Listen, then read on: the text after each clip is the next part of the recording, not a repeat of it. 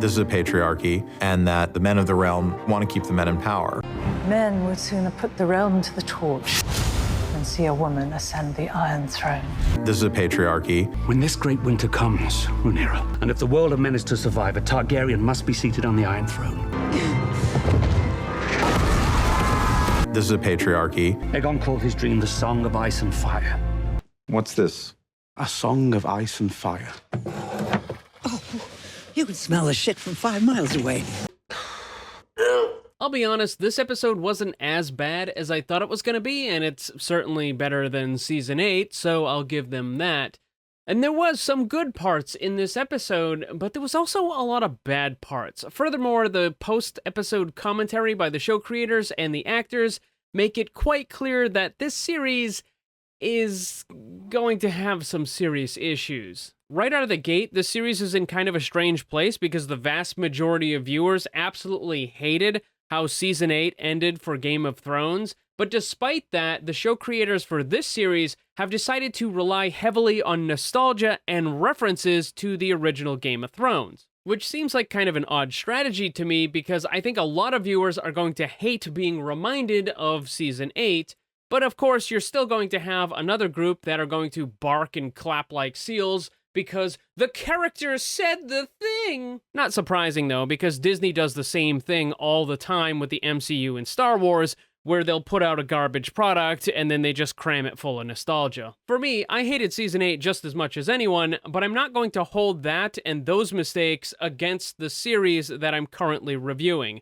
I'm going to judge this series based on its own content, and trust me, it's got plenty of its own issues. For those that might be new to my channel, I use the simplest rating system possible. Something is either good or it's bad, which means that it's either worth watching or it's not. And sometimes this does change throughout the course of a series. For right now, this series just has too many problems and I can't recommend it. House of the Dragon is bad. Episode 1. Probably one of the best things going about this series is that it doesn't have those two morons, Dan and Dave, in charge of it anymore. Unfortunately, the new people who are in charge seem to be just as bad as Dan and Dave, although in some slightly different ways. We'll get into that later. As I mentioned previously, there is some good stuff in this episode. It's not all awful. The settings and the scenery are top-notch, and in a lot of ways, I think it's a lot better than what we had in Game of Thrones. The CGI is okay. It's not amazing, but it's not terrible either. For some reason, though, the dragons in this do look worse than they did in the Game of Thrones, and there are places where it's obvious they were inserting CGI because the color and the texturing look different from real objects, but these are rather small details, and it's certainly not as low quality as what we've been seeing with Marvel. The costume department did a fantastic job with all of the regular clothing that the characters are wearing. But the armor is another story. While the design of the armor looks decent, the texture is all wrong. It is painfully obvious that all of these characters are wearing nothing but cheap molded plastic. Also, the little extras attached to the armor, like these gemstones, it's unmistakable that it's just more cheap plastic that's been glued on. It doesn't look realistic at all. It looks like something they got out of a Halloween store. Which is kind of sad when you consider that each one of these episodes cost about $20 million. Can the Treasury bear such expense? So it seems kind of strange that they would dump so much money into the show and yet get the cheapest stuff possible for the armor. Something that is going to be used and prominently shown off in every episode, and it looks kind of garbage. As far as the actors go, Matt Smith does an amazing job as Daemon Targaryen. I'll admit I was a little concerned. I didn't know how he was going to be able to handle this type of role, but he does a great job with it. Most of the other actors are, kind of okay and good, with the one exception of Princess Rhaenyra Targaryen. She always has this weird expression on her face and her mouth is half open and her eyes are just staring off into the distance. It's like she's half daydreaming every time she delivers her lines. It's really weird. Well, What's wrong with me? She's only going to be in the first half of the series, though, because they're going to end up doing a time jump where they age up all of the characters and then they switch out the actors for them. In case you're confused about the timeline, this series takes place during the events which are known as the Dance of the Dragons. Not to be confused with the book titled Dance of Dragons, this is a time much further in the past where the Targaryens were fighting each other. They were broken into two different groups known as the Greens and the Blacks, and at this point, dragons were still around, and many of the conflicts will involve one or more of them. The series opens with a retelling of something known as the Great Council. This happened because the king's health was failing, both of his sons were dead, and there were a lot of concerns about the succession.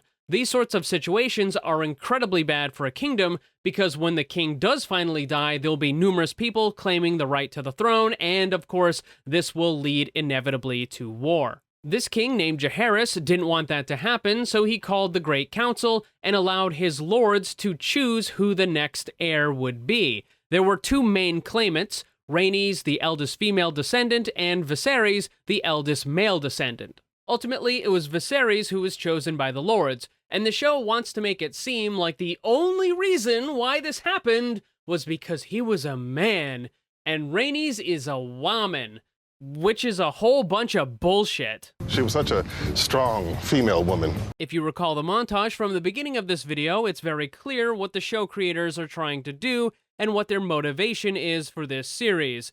Essentially, it's a bunch of man-hating nonsense. So they want to portray this as, oh no, the woman was denied the throne because she's a woman and all the men are bad. But reality is that the reason why the lords voted for Viserys was because he was a hell of a lot more popular than her, because she was a bitch and no one liked her. Is that like a personal attack or something? Also, Viserys' wife was pregnant, meaning that they were going to have a child very soon, and considering that the entire purpose for the Great Council was to ensure proper succession and have heirs lined up so that there wasn't any major problems when a king died, it kind of makes sense to pick the guy who already has a kid. But no, the only reason why the lords voted that way, because they're a bunch of stupid men who hate the womans. Whatever. Anyways, this kind of nonsense is going to come up quite a bit more. I can't wait to see what next preposterous thing you're going to try. And speaking of woke garbage, the show creators also decided to make a significant and extremely racist change to a bunch of characters in the story. The Targaryens were not the only Valyrians who came to Westeros from Old Valyria. There was also another house called Velaryon, not to be confused with Valerian, which is the group of people. The house is Velaryon. Anyways, they actually arrived before the Targaryens did. In the books, the people from House Velaryon are given a very specific description that exactly matches all of the same features that the Targaryens have, and pretty much everyone from Old Valyria. They have silver hair, purple eyes, and extremely pale skin. But with the current year race quotas, the show creators decided to racistly blackwash the entire House of Velaryon so that they look like this. I still can't believe they gave him fucking dreadlocks. I can just hear those morons in the writing room. Well, sure, we made them black, but they don't look urban enough. So how about we give them fucking dreadlocks? But don't worry, it gets worse. In fact, it gets way, way, way worse. Because when the show creators were asked about this character change, the response that they gave was, quote, they hated the idea of adding a group of white people. Yeah, I am black.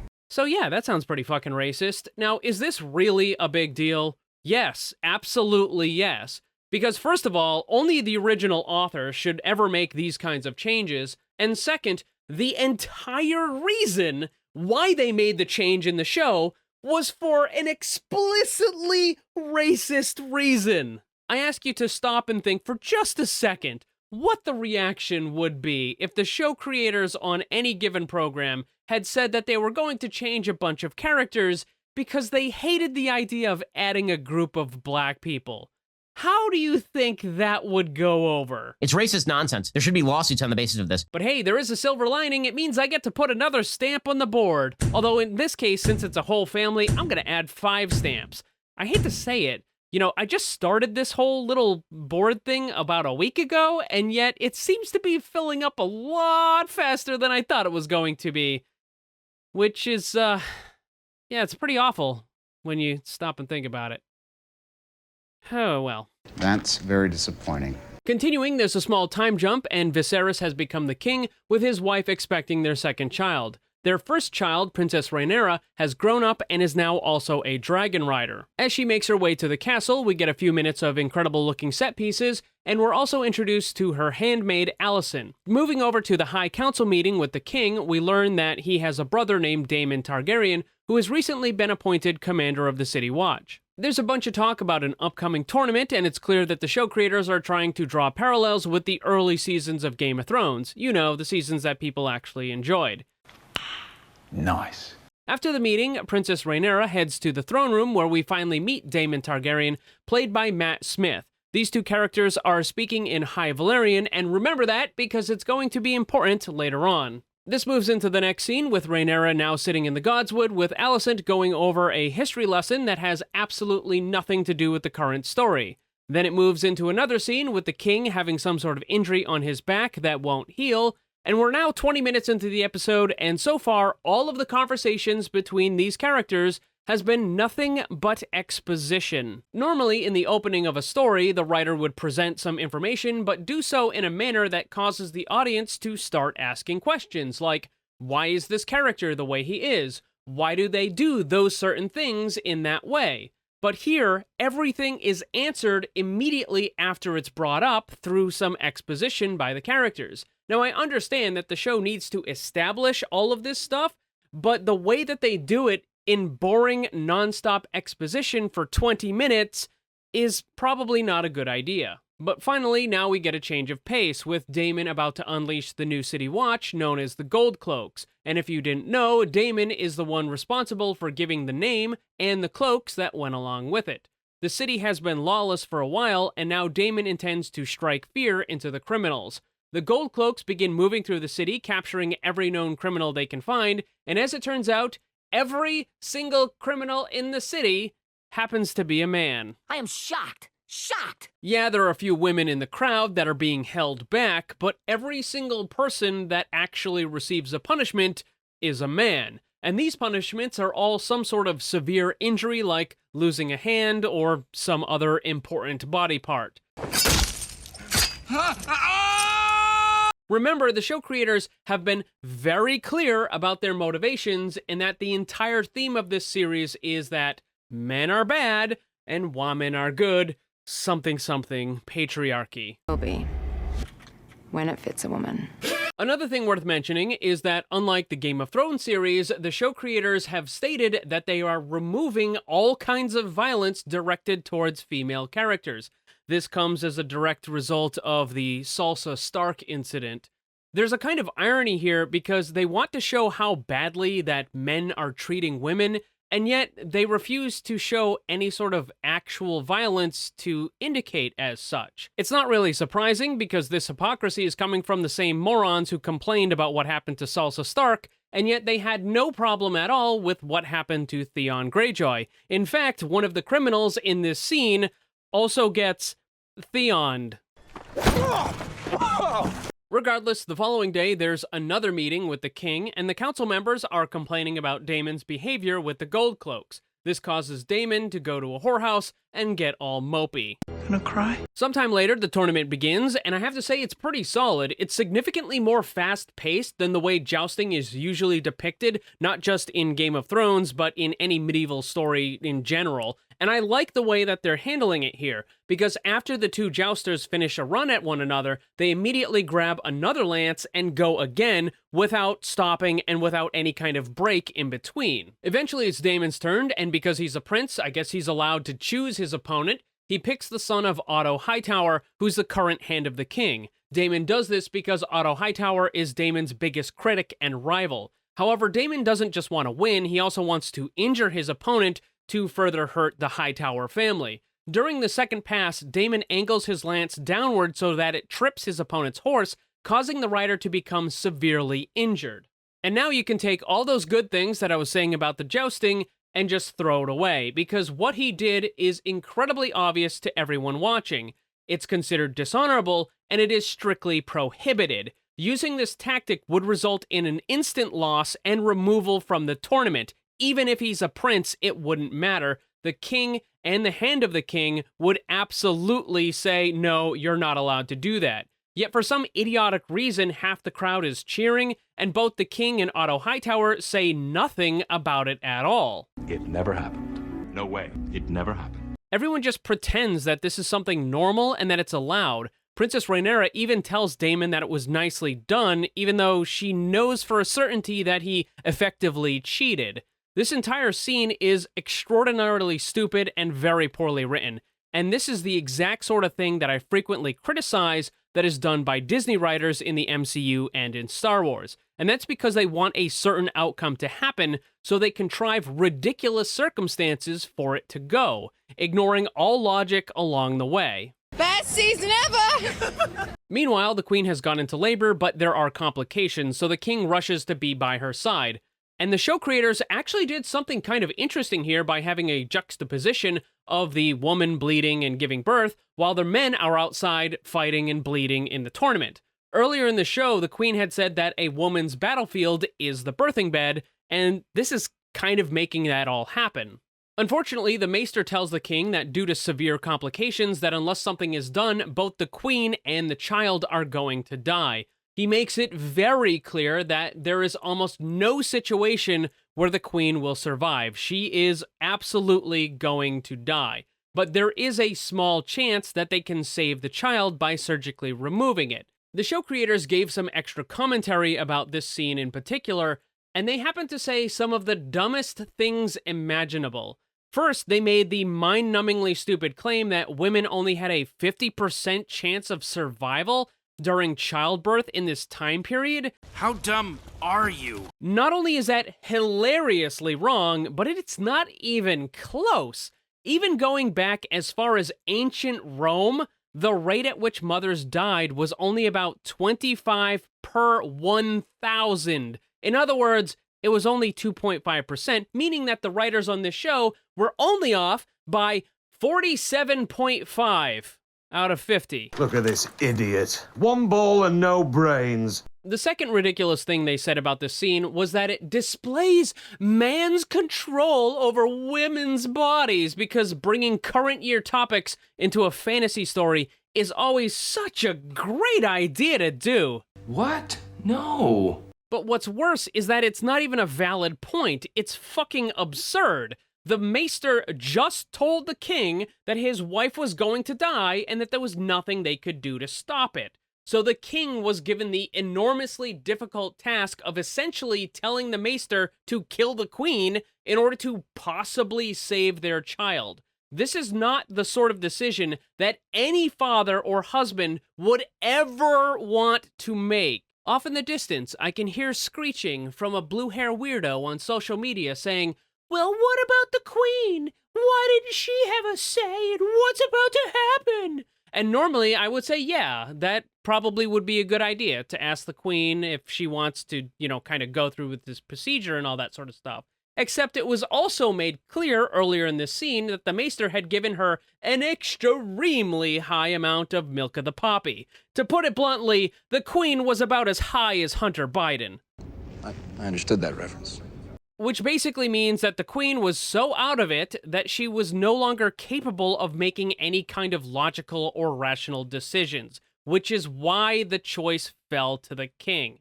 So they go through with the surgery, and as expected, the queen dies, but also, unfortunately, the child doesn't survive much longer either. The following day, there's a funeral service for both of them, and it falls to Princess Rhaenyra as the dragon rider to command the dragon to light the pyre, and she does so by saying the word Dracarys, which makes all the shills and the consumers start squealing because she said the line, same thing that Daenerys said. Isn't that amazing?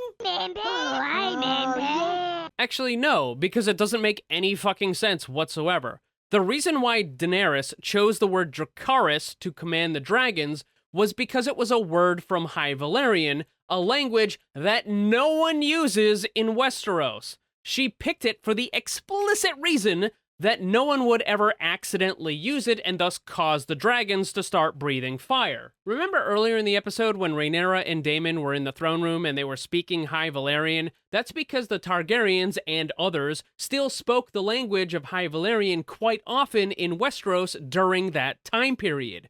Therefore, the word dragon, Dracarys, would be extremely fucking stupid to use because it would probably be one of the most common words used when they were speaking in High Valyrian. Dany kind of forgot it. This is nostalgia for the sake of nostalgia, even though it doesn't make a lick of damn sense.